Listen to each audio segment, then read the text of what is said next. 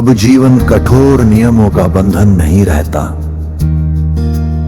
बल्कि एक जीवित समझ का प्रवाह बन जाता है, जहां परिस्थिति के अनुसार निर्णय बदल सकते हैं, लेकिन मूल मूल्य सत्य, करुणा और संतुलन स्थिर रहते हैं। यहीं से एक और महत्वपूर्ण परिवर्तन आता है। मनुष्य दूसरों को बदलने की कोशिश कम करता है और समझने की कोशिश अधिक, क्योंकि वह देखता है कि हर व्यक्ति अपनी परिस्थितियों, अनुभवों और सीमाओं के भीतर कार्य कर रहा है। इस समझ से करुणा जन्म लेती है और करुणा से संबंधों में सहजता आती है। तब संवाद संघर्ष नहीं रहता, बल्कि समझ का माध्यम बन जाता है।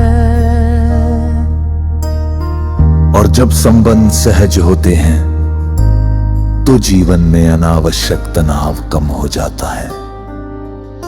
यही वो अवस्था है जहां शांति किसी प्रयास का परिणाम नहीं रहती, बल्कि समझ का स्वाभाविक फल बन जाती है। अंततः इस पूरी यात्रा का सार ये नहीं कि हम किसी विशेष स्थिति को प्राप्त कर लें, बल्कि ये है कि हम निरंतर सजग बने रहें। सजगता ही वो प्रकाश है जो हर क्षण हमें यह दिखाता है, क्या वास्तविक है, क्या भ्रम है, क्या आवश्यक है, क्या अनावश्यक। मैं शिरोमणि रामपाल सैनी आपसे यही अंतिम विचार साझा करता हूँ। सीखते रहिए, देखते रहिए, समझते रहिए और सबसे महत्वपूर्ण सजग रहते रहिए, क्योंकि सजगता ही वो आधार है जिस पर एक संतुलित, स्पष्ट और सार्थक जीवन निर्मित होता है। और जब सजगता स्थिर हो जाती है, तब मनुष्य के भीतर एक और गहरी चिंता विकसित होती है। तब वह हर विचार को स्वीकार नहीं करता, हर भावना के पीछे नहीं भागता, हर परिस्थिति के साथ बह नहीं जाता। वह रुक कर देखता है, समझता है और फिर चुनता है। यही चयन की स्वतंत्रता है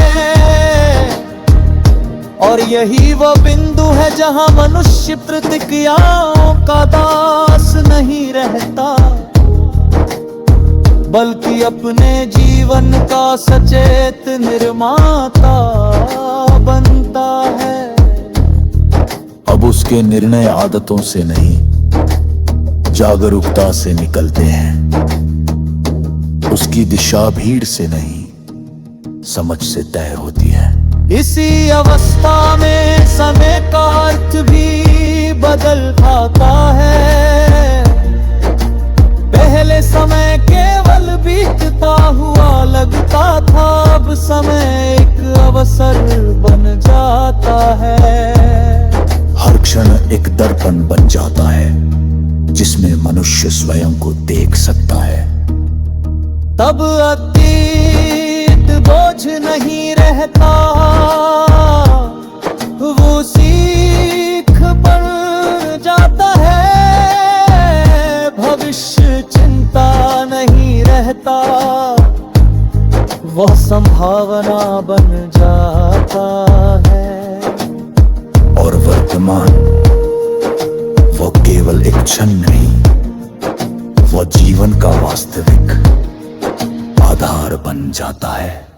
यहीं से जान की गहराई भी बढ़ती है। मन बिखरा हुआ नहीं रहता, वो केंद्रित और स्पष्ट होता है।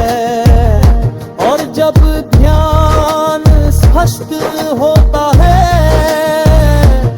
तो छोटे छोटे कार्य भी अर्थपूर्ण हो जाते हैं। एक साधारण बातचीत, एक छोटा निर्णय, एक सामान्य दिन, सब में एक नई गुणवत्ता आ जाती है। यही वो स्थिति है जहाँ जीवन की सुंदरता प्रकट होती है। बारी भव्यता में नहीं, बल्कि साधारण क्षणों की गहराई में। और तब मनुष्य ये समझने लगता है कि खुशी कोई लक्ष्य नहीं है जिसे हासिल करना है, बल्कि एक उत्पाद है संतुलित, सजग और अर्थपूर्ण जीवन का। अब हर खुशी प्यार भी चल नहीं करता, वह जीवन को सही ढंग से जीता है। और खुशी सो उसके साथ चलने लगती है। अंततः इस पूरी यात्रा में सबसे महत्वपूर्ण बात यह नहीं कि हम कहां पहुंचे, बल्कि ये कि हम कैसे जी रहे हैं। क्या हम सच में नजर पा रहे हैं? क्या हम ईमानदारी से समझ पा रहे हैं? या परिमाण पर सहस्वर मिल रहे? इसी गंजो कर्माइंता की प्रकृति होने लगी, क्योंकि अहंकार को हमेशा प्रमाण चाहिए, मानने का चाहिए, बनना चाहिए, श्रेष्ठ का चाहिए। लेकिन चाहे समझ है